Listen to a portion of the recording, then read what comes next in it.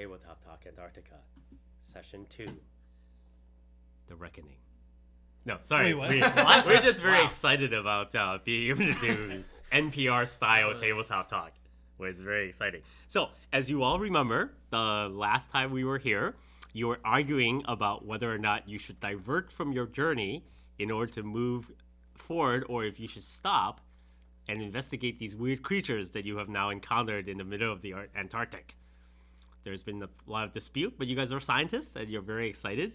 And, well, the scientists are very excited. Yeah, you guys are less enthusiastic. I'm a doctor, you're a musician, you're a, enthusiast. None of us are scientists, so we're still very excited. I put a lot of money into this. I've got some biological know-how. I know some meteorology.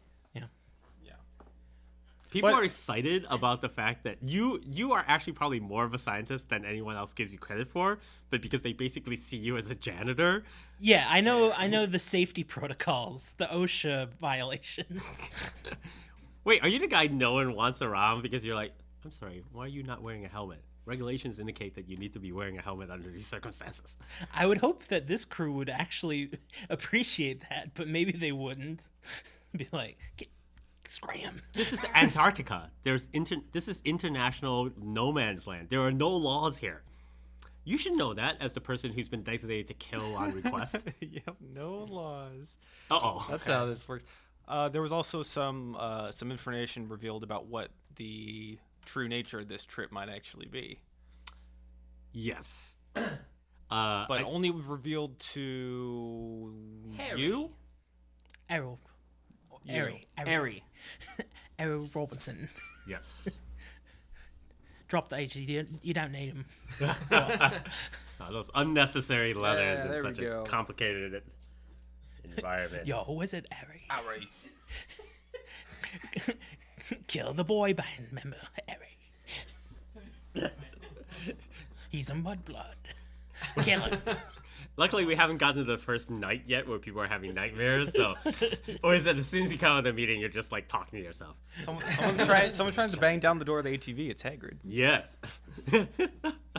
So we don't know. Basically, what happens is that just as your meeting is over, or getting near there's a giant jostling, and the red emergency lights go on.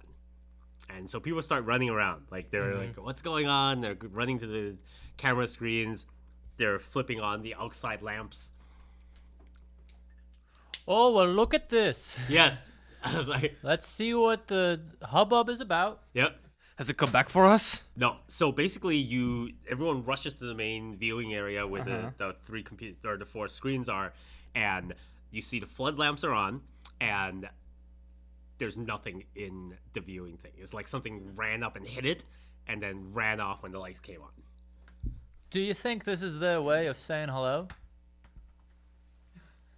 Like Bumping over-aggressive cat? Yeah, bumping into you? Or why wouldn't they stick around after doing that? Oh. Say hello and then say goodbye? They have the zoomies. I would imagine that it's more like a hunting mechanism. There are a lot of animals in the wild that will do like flyby or drive-by attack type things, try to knock out their enemy and then come after they've been disabled. We should be safe in here, right? Oh, yeah. Yeah. This is a full-fledged armored ATV. But whatever was out there was able to jostle the vehicle. Like, we could have hit a caribou with this thing and probably not have actually felt it. Whatever hit us was moving very, very fast. I think we should move. And as you say that, the engines come on. And someone has clearly thought the same thing and are starting to up the... Good thinking. So you start to roll off a bit. That it's not super efficient. This is not like a car. It is not easy to move. It doesn't have a giant turning radius, and you're definitely not doing the thing where you spin the tires and roll out. So you're backing off. It takes us a while to turn around. Yeah, it's kind of super slow. It's like 20-25 miles per hour, which in a vehicle feels like molasses. Does it go the same speed both directions? Yes. That's what I figure. That's good. Yeah. we can just retreat whenever. Yeah. Okay. Yeah, so you're backing off back into the road, and It seems okay. Like the lights are on now, so you're all like your eyes are glued to the view screens and you're looking outside. And as far as you can tell, you don't really see anything coming in. And so you're backing off, and you were about maybe like 10-15 minutes away from the main roadway, which is basically the roadway created by just lots of other sleds and things that have been coming along. So technically it's not even an official path or anything. It's just the way that people have gone, and it's psychologically comforting to be on it. So whoever is driving is going back there, even though theoretically there's actually no reason to do this at all. And as you get close to the road, I'm guessing you guys are all kind of, let's see, is there time? No, you guys will all kind of notice this. You see on the left-hand side a blur and another giant strike to the vehicle. And the thing jostles again. And you see a quick blur on the screen again, and it's gone. It's basically one of those very similar. You can definitely see something entering the field of the light expanse and then like dashing off. So this is So this opposite is of where it was right. first. So your vehicle was turned in such a way that the mountain ridge was in front of you, and the first time you have no idea where it came from because you felt it first. Then you turned on the cameras and the lights, and now this time the blur is clearly coming from the left side, which is the side where the road was. So it's like something came around and is like coming back from that way. So last time when we had someone like operating the cameras, like zooming in on the footage, who was that? That time, the first time, it was Mortimer who was doing it, Morty. But it's fairly easy technology. Like if you're familiar with computers and things like that, you could probably figure it out. Hey, which one of you is good with computers? We should take a look at this. This whatever that is, whatever it was that hit us, should show up on those cameras somewhere. I'm not much of a tech guy myself, but Well, How about you, Ringo? Well, do we really want to be reviewing footage right now in the middle of like watching these screens? Can't we just split it off on another screen? All right. They kind of look at you and say, "Oh yeah, these guys aren't really useful anyway. They can go ahead and look at whatever they want." Yeah, I think I can take a look at it. I know my way around a computer. Yeah. So you can run over to one of the like workstation things that are not like the view screens, and do your whole slow dog enhance like whatever with the video that's on the thing. so how fast are we moving, by the way? 20 mph. So whatever's hitting us is whatever's hitting us can reach those speeds. So At least. Like, yeah. And isn't dying on impact. That's pretty big. What I want to know is how much this vehicle weighs. There was probably a good... Several tons? Yeah. Oh, definitely. I mean... Yeah. Like, this thing is at least... It would be what... I'd say like 10 Hummers. Yeah, probably easy. And very dense. Because it's got giant traction tires. Yeah. So those things are like metal tread things. Like, basically, it's occurring to you now that you're thinking about it, that is like what you would expect if you hit an IED to create the type of like... Yeah, it's like not really like any animal could do this. Yeah, like you feel like it would have taken a rampaging buffalo to have even given you the kind of jolt you would feel, and what you felt was more than that. Yeah. Yep. Plus, a rampaging buffalo cannot move fast enough to be a blur on a vid screen. Like, if it's a buffalo, you would have seen it coming in. Because your light is sufficient to light like 120 feet out. So the blur is clear that it's a motion blur. Yes. Okay. It's like, it's moving fast enough that when you were watching it live, you could not see what it was. Wow. If this is the same animal, I am surprised that the member of our party was not killed on impact. That is a very interesting observation. Perhaps it was the child that we were encountering before. Well, we followed one and heard a second. Did we have indication of a child? No, we just assumed a mating pair. Yeah, you were guessing that it was young at the beginning, but you've only had the idea that you're sure that there were two that you've heard. You don't know if there are more. Oh, and on the video now, you're able to get to the footage and do your little slowdown and enhance, and now you can see a creature, but it is blurry, like moving too fast type of blurry, except no matter what you do, you can't clarify it. And your first thought is, well, you're not really good at this whole thing, but as you put your thoughts together, your first thinking is, wait a minute, how fast could this thing be moving that our cameras can't slow it down enough to see it? Like, something like this would be moving at like 200-300 miles per hour to stay this blurry even when we slow down the camera. Yeah, and to be that size and to move that fast. Like, you've seen things where you can say, oh, we're going to slow down and freeze frame here, and you can like see something, right? This thing, even when you freeze frame it, it is blurry enough that you can't make out details. The things you can tell is that it is clearly a cat-like creature, like a panther or a puma. It does not have a tail. It is probably, from what you can tell from just a random perspective, about maybe 8 feet long. Okay. That's not that big. And it does clearly look like it has something like wings or a cape on its back. Could distortion be form of camouflage? Perhaps. For camouflage? Right now, all I'm worried about is what kind of defenses we have. What countermeasures can we do to protect ourselves? Fascinating. As you guys are clustered around, this voice comes from behind you, and it's Deborah. She's been looking over your shoulder. You don't know how long she's been standing there, but basically when you said, can it be camouflage, she suddenly has become very interested. Because she wasn't interested at all in this mystery cat beast before. Well- that's literally attacking us. Well, she was like the other scientists, like desperately looking at the live screens to try to catch a glimpse of what's going on. Like, Because they're more feared for like their current safety. well, not only that, but maybe. for the most part, up until this very moment, they kind of just think of you guys as like kind of secondary hangers on.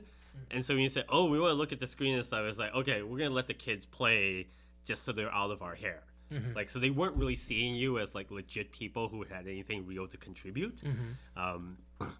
Like, yeah, you guys were faces and money and like janitorial staff and things like that. But like the adults are working here now. This is a real emergency. And if you said, oh, we're going to go over there and play on our Nintendo, they're like, yes, go play on your Nintendo so we can like focus on our work. Your janitor. Yeah. But then suddenly now you're looking at something actually interesting, and they heard, wait a minute, are they actually saying things that sound like they have some knowledge? What's this thing about camouflage? And so they came over to check it out, or at least Deborah did. She's probably standing like right next to me because I'm doing that management thing where you stand over someone sitting in a chair and you're leaning one arm on their chair as you watch what they're doing. Yes, she's doing that thing like where James just suddenly rises up behind Will, and you never knew how he got there. Like, that's Deborah's effect right now. It's like she was just suddenly there. It's like, how does this tall, dramatic woman suddenly appear so quietly behind me? It's like, has she been there the whole time? Yeah, sort of out of character. I know that, like, in terms of, like, evolution, there's animals that, they'll like, change their coat color in order to blend into, like, whatever their atmosphere is. And so, Yes. like, I wouldn't be surprised if there was, like, some sort of snowy colored thing going on. I don't know. I mean, it could be. And she's just sort of like maybe talking to you, or maybe just talking to herself. She goes, and she's just sort of speculating out loud, like, is this like maybe it's like butterflies? Could it be an adaptation to cosmic radiation?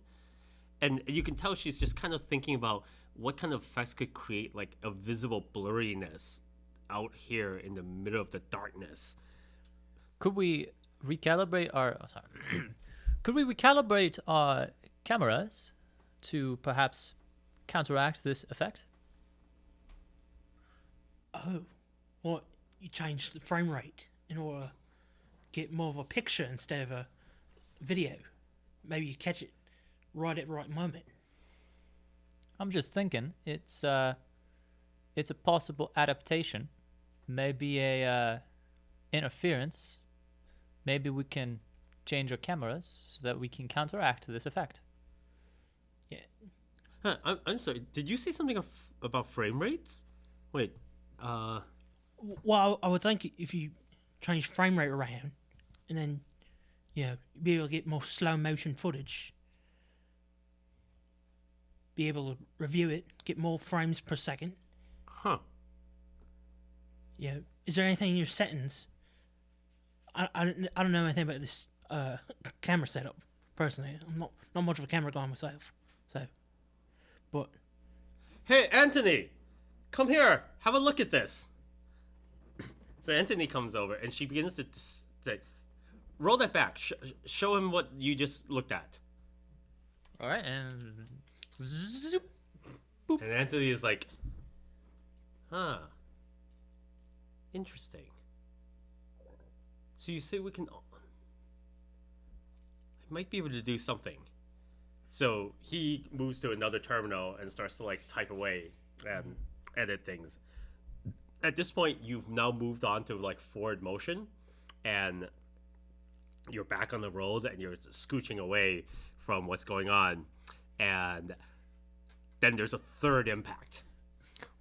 What direction is it from this time? Well, so you check over there, and it's now coming back from the ridge of the mountains. Okay. So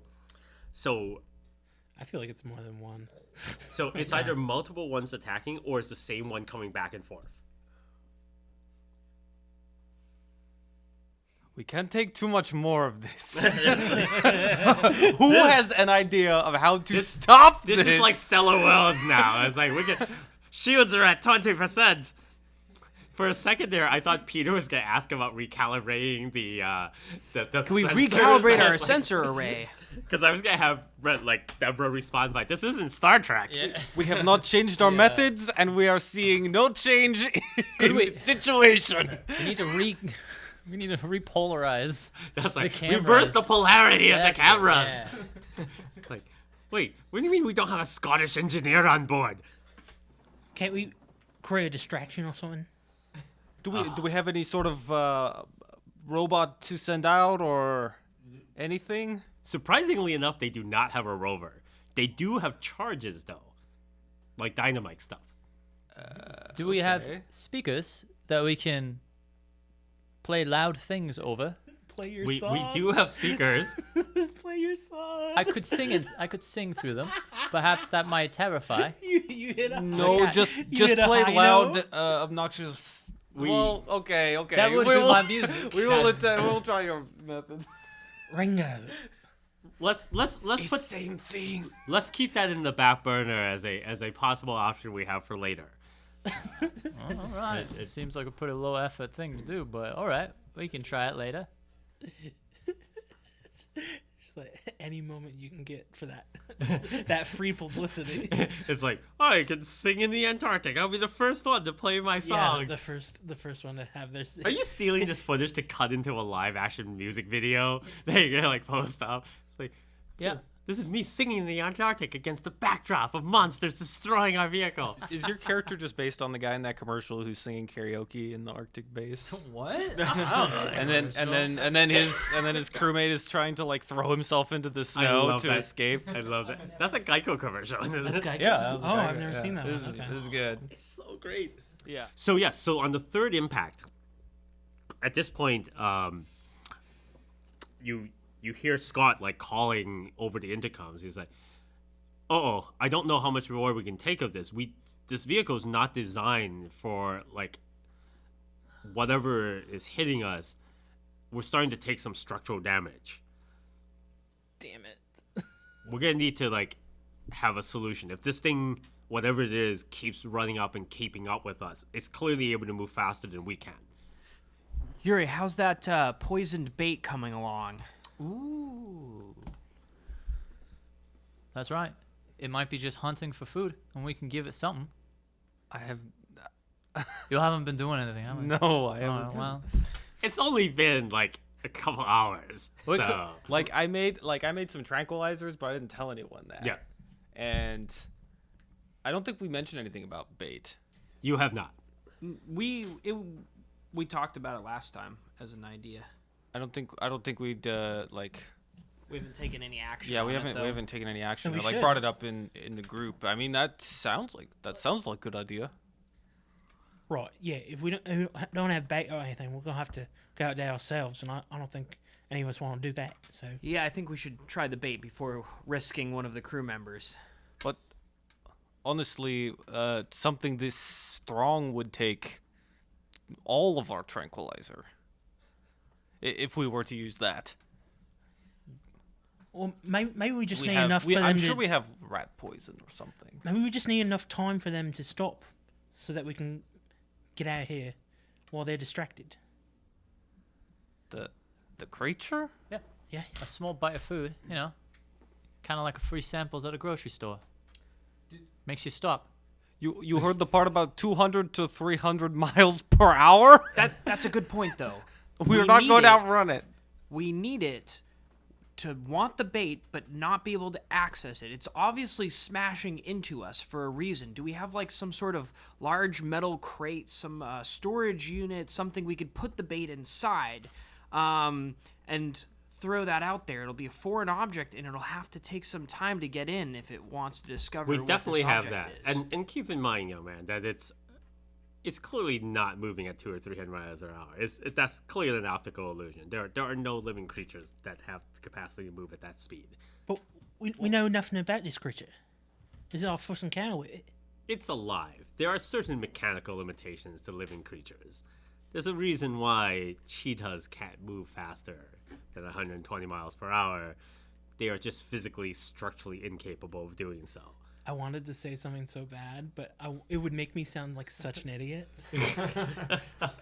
Can I just say it? Yes, you should. You can't taunt the audience with a good one-liner and what? then not say it. Well, what if it's something more like a bacteria or something that's undead? Hey, You said nothing alive could do something like this. So what if it's more of a, undead creature? I couldn't imagine anything really living in this environment for very much long, where Yep. they getting the, this is not a zombie movie, fellow. We are dealing with real life things here. It certainly feels like a zombie movie right now. We're being chased by a supernatural creature.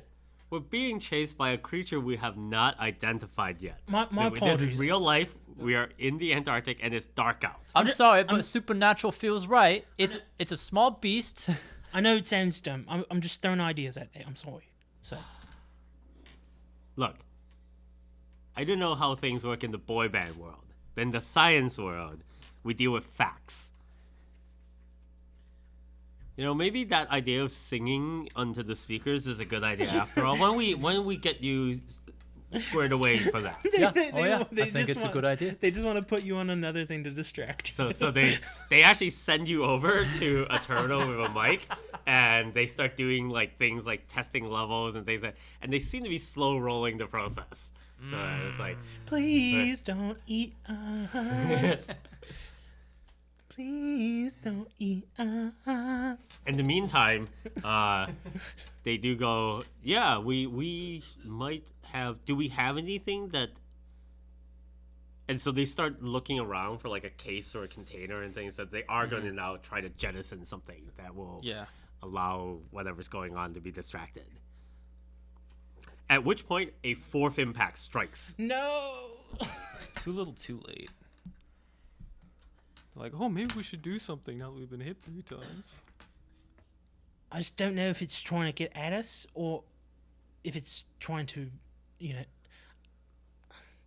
I don't know if it's trying to get at like us and like if it's smart enough to know that it's us that they want, or if it's just like a thing we found, just attack it regardless of what it is, basically. Wait, So- wait. That is- How that is- long did we follow tracks heading towards mountains? About an hour-ish at most. An hour-ish during which we were not pelted by blows. Why only now? Keep in mind, It is you almost late. originally were just like two tiny flesh creatures in uniforms out there, and then on the last one, when you were actually following it into the ridge, you brought the vehicle with you, Right. and so it would. And again, now Anthony and Deborah are like talking back and forth and speculating, and they're like, well, it wouldn't be surprising in this environment that the creatures that live here are extremely territorial because of hunting space and the paucity of food. So it's entirely possible that by bringing your vehicle with you, you were now perceived as a threat to their hunting area, and this is a territorial display.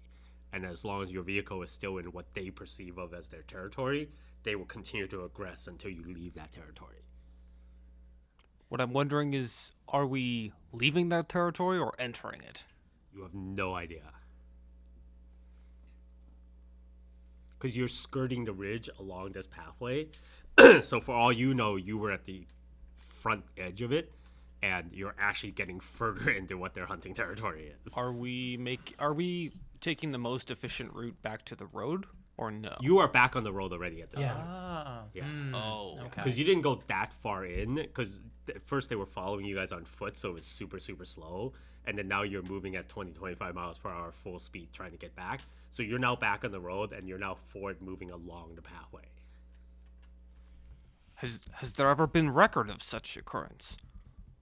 This road is moderately traveled. This is the first time anyone has attempted this This time expedition of year? during this time of year. Ah.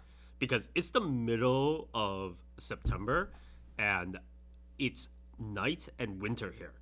And technically, no one travels in it. This is why you guys couldn't even helicopter in. Like, it's normally forbidden to travel through this area because it is the most dangerous, most deadly time. And to fly a helicopter from the base at the basin to the pole itself is almost suicide, because any kind of weather condition, like a sudden blowstorm or something like that, comes in and everyone's just dead. And there's no good navigation at this time of year. Like, you really just cannot see anything.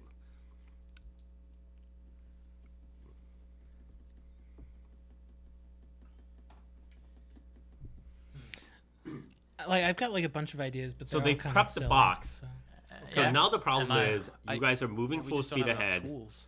You are ready to sing. Yeah. Oh yeah. I'm gonna sing.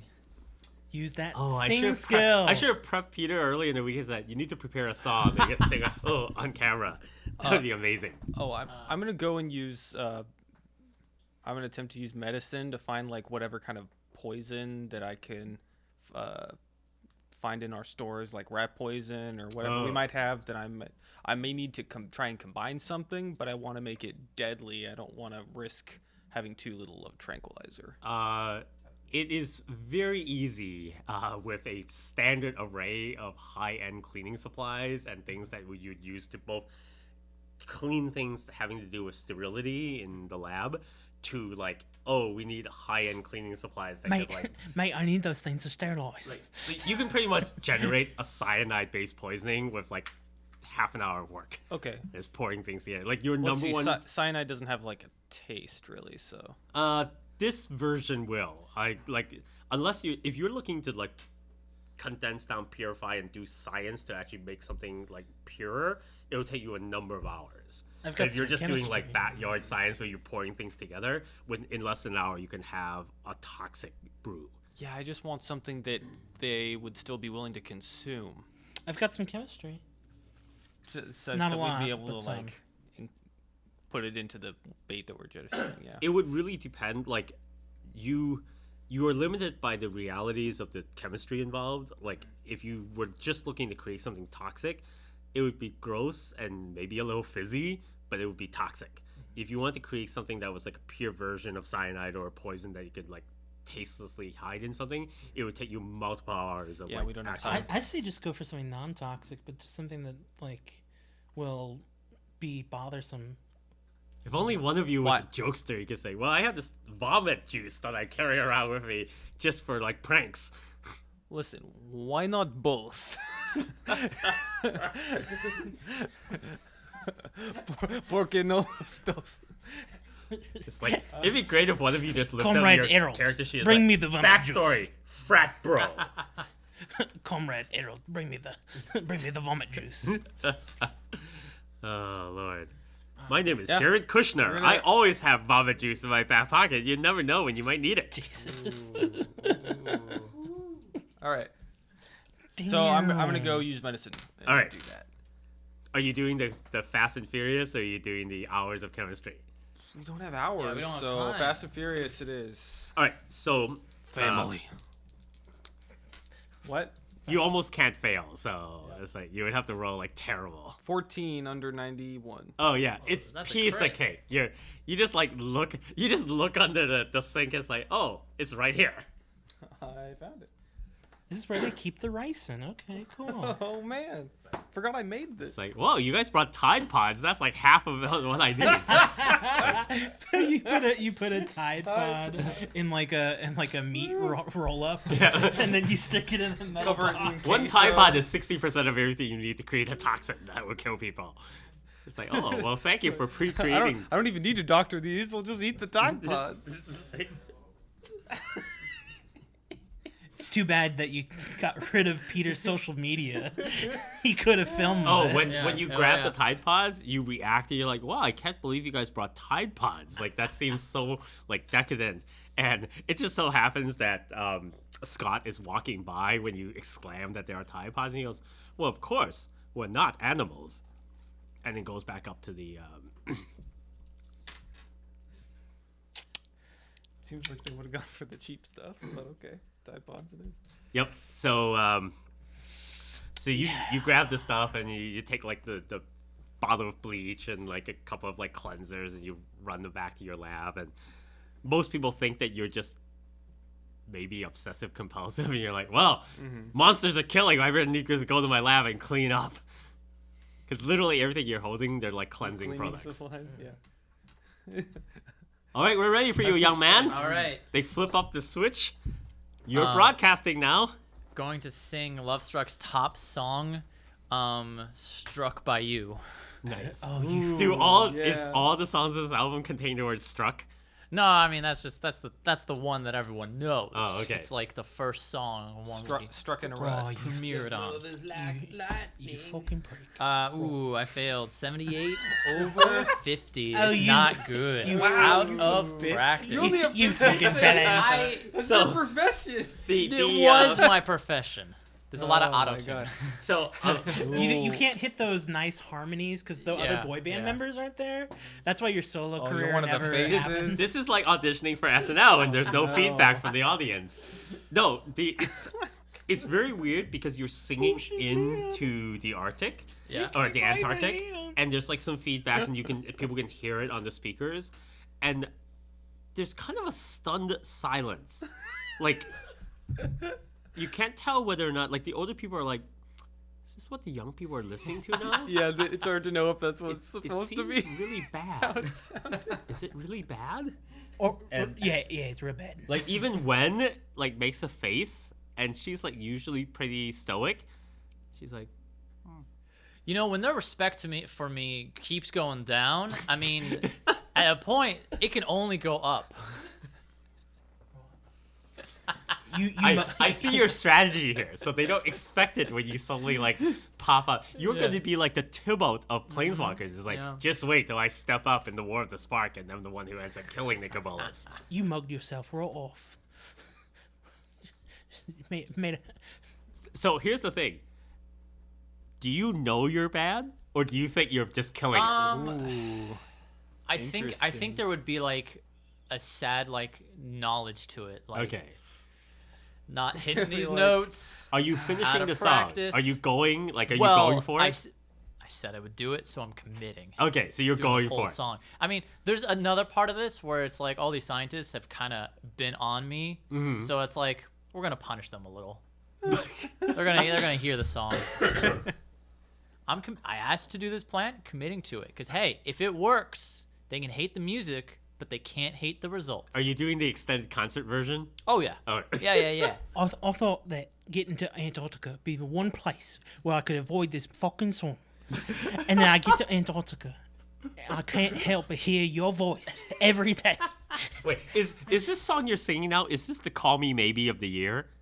No, everybody no, loves no, Call like, Me Maybe. I'd say this is like This was is the Call Me Friday? Maybe of several years no, ago. no. This is the Despacito yeah. of that year. I guess this would be like what is a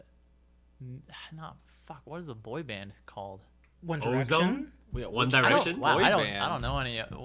98 You Degrees? didn't do any research. Nah, because I mean, it was he Brockhampton. used to be one, so it's like I We think literally I had need to have an one. RPG on this channel called Boy Band. Yeah, and I where wasn't we in it. researched every boy band we could Didn't do imagine. it.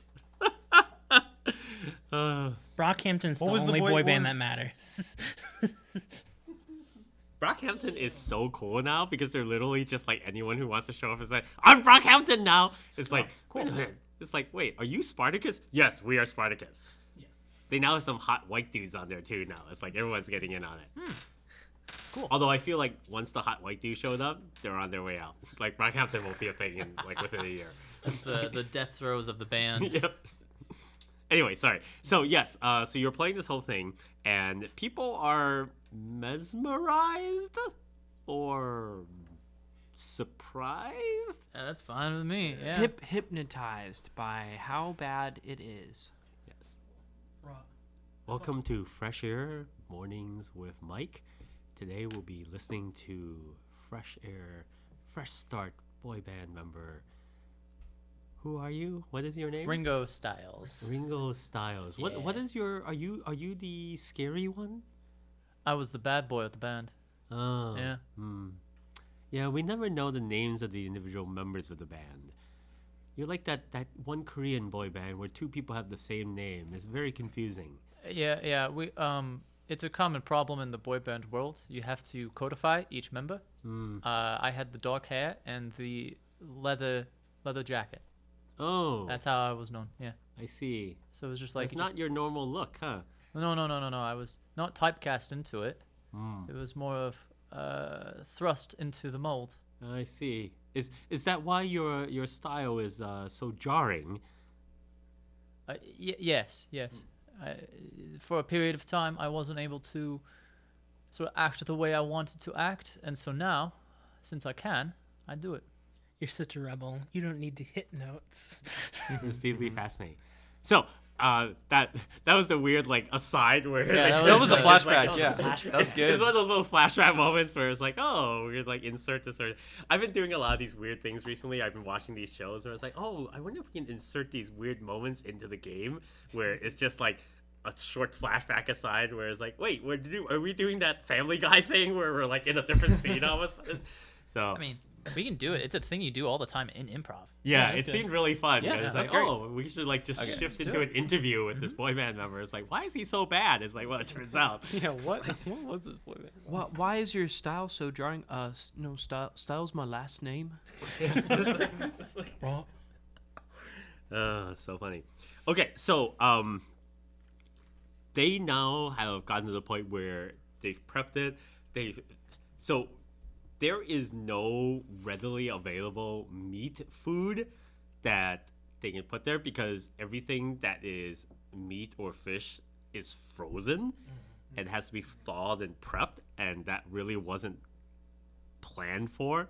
So they have like a big roast that's kind of like a celebratory thing that they might have cooked at one time during this expedition, but it's deeply frozen.